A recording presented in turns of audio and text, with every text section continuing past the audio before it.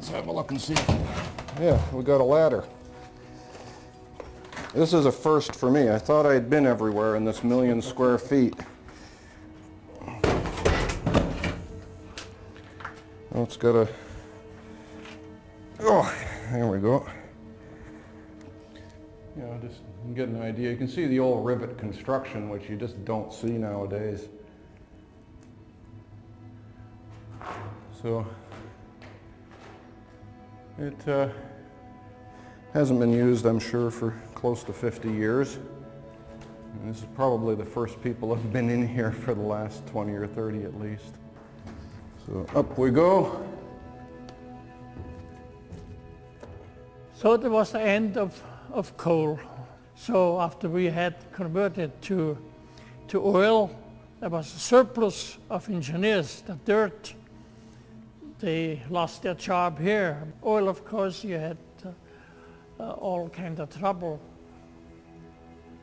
Sometimes it just wouldn't atomize, right? We had steam atomization and compressed air for a cold startup. Electric oil heaters, it took a while to heat it up. In winter you could walk over it. It was solid. When I came here, it was an entirely automated system. The natural gas would regulate on its own. The boilers would supply steam to the entire facility, which was, by the time when I got here, it was up to 1,000,000 square feet. Gas, of course, was clean and had more heat. You could faster make steam or recover if there was a heavy draw and process out in the plant. A gas-fired boiler would recover much faster to keep the pressure up. I used probably a third of the steam for a process of preparing the metal to make refrigerators. It would go into a wash bath, and that had to be warm.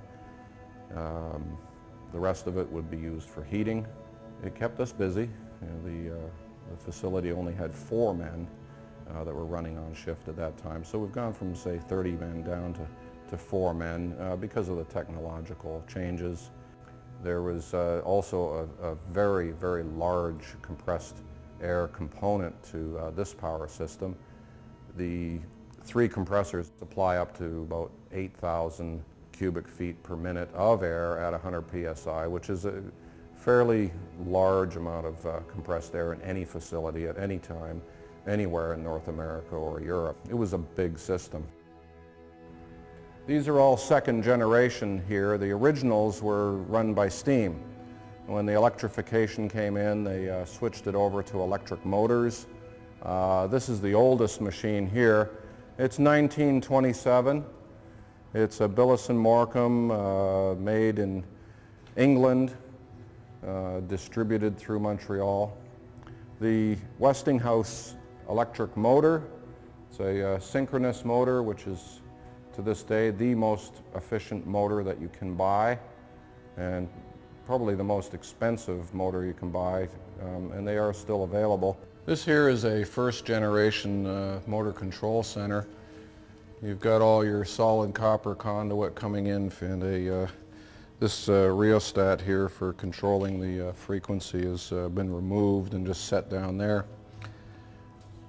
Basically what the engineer needed to do was he would throw the start switch, and that would start up this DC generator, which gives excitation to the rest of the machine. You've really got 2 motors in one to some degree. It's a start winding, which would get the whole thing rolling. You'd have an excitation running. You'd throw it into this, and away it would go. And as you notice, it's all electrical equipment fully exposed to careless hands, and you just wouldn't see that today. Too many people, I'm sure, got burnt. Their arm would zap them there, you know, he'd jump back and call himself a sissy if he started crying. We had plates, 3 plates.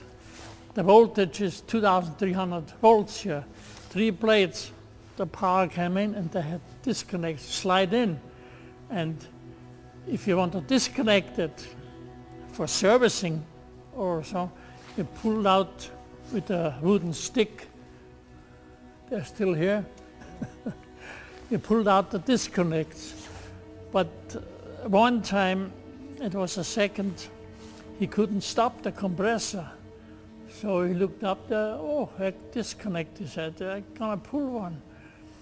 So he took that stick there and pulled the disconnect, 2,300 volts. You cannot do that on a running machine.